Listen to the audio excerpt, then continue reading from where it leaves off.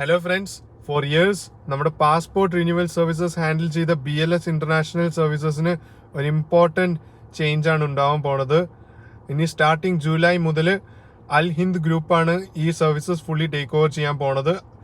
But ഇപ്പം നിലവിലുള്ള BLS international services centres fully operational ആവും അൺടിൽ അൽ ഹിന്ദ് ഗ്രൂപ്പ് ടേക്ക് ഓവർ ചെയ്യണത് വരെ.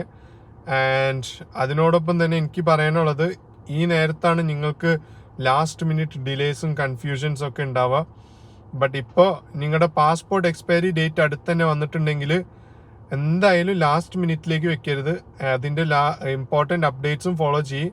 ബിക്കോസ് നമ്മൾ ഉണ്ടാക്കുന്ന പ്രോബ്ലംസ് അത് റൂളല്ല, അത് നമ്മൾ തന്നെ ഡിലേ ചെയ്യണതാണ് ലാസ്റ്റ് മിനിറ്റിലേക്ക്. So next time always stay informed and stay updated and be ready.